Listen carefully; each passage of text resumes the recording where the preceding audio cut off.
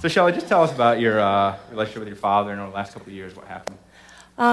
Okay, so in September of 2009, there was a series at Life Church that Tony had introduced to us, and it was called 30 Days to Live. And the idea was to take a look at your life and to think about the things that you would need to change or reconsider. And so I'm sitting there just like everybody else sitting here today and thinking that, maybe I could spend more time with my grandma or I could reconnect with old friends. What I didn't think about was repairing the relationship with my dad that had ended 10 years earlier.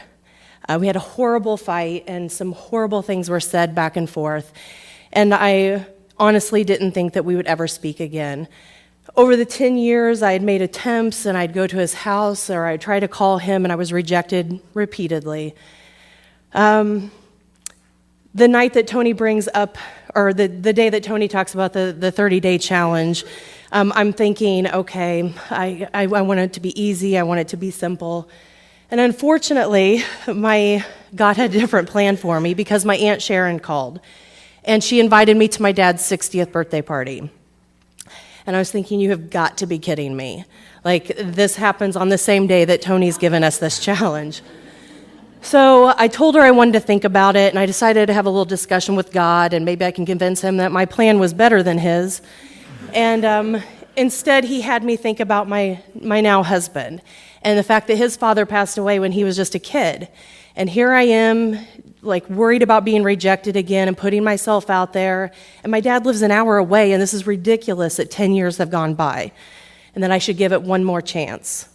So I called my brother, who also had been separated from my dad over that 10 years, had not had contact with him, and my plan was to convince him, or maybe to get him to convince me not to go to the party. And fortunately, he said right away that he wanted to go to the party and see my dad and see the rest of the family. So we go to the party, and on our way to the party, I'm actually telling my husband, like, if he starts to be insulting or he hurts my feelings, like, I'm out of there, and I'm worried about it. And I'm asking my husband, are you worried about meeting my dad? And he said, no. He's like, I've the stories you've told me about your dad, he's like, your dad has to impress me at this point. So that actually made me feel really good. So we got to the party, and the family is all inside, and my brother and my now husband and we stood outside by the bonfire, separated, thinking that let him get inside, maybe we could get lost in the crowd. My dad pulled up to the party and bypassed everybody inside and instead came out to where my brother and I were standing and was extremely happy to see us, and he was giving us hugs and talking to us like no time had passed, and it was really easy and very surprising. But it was still awkward because I knew at the end of the night, like, how is this going to continue? Because he's not going to call me.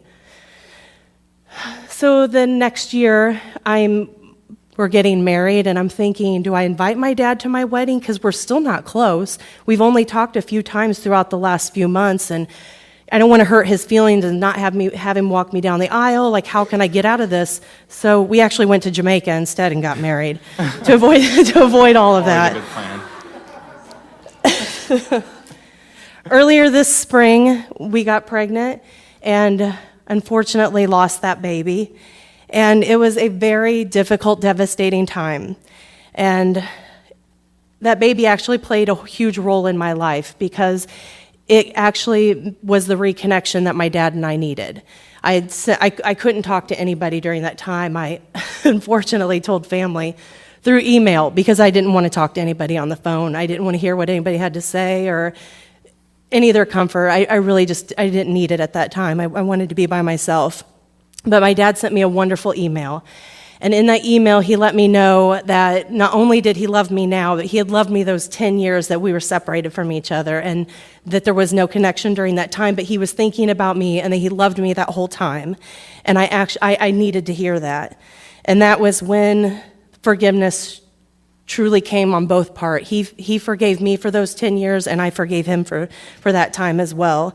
The argument that we had all those years before was never discussed. We just decided to move forward from that point.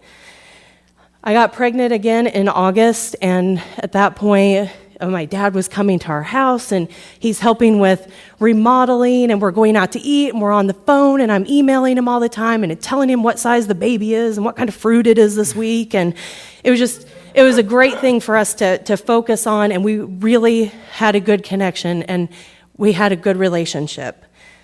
My father passed away September 28th. But I have to say that I am thankful for for having the forgiveness on my part, for my dad forgiving me, and for the opportunity to reconnect to see who he really was. I got to hear what I needed to hear my entire life from my dad. I finally got to hear that from him. And I'm thankful for God for continuing to push me and giving me a serious kick in the butt and making me go to that party, because without that, there would have been no reconnection, and I cannot imagine how devastated I'd be right now to know that we had not reconnected. Thank you, Shelly. Love you.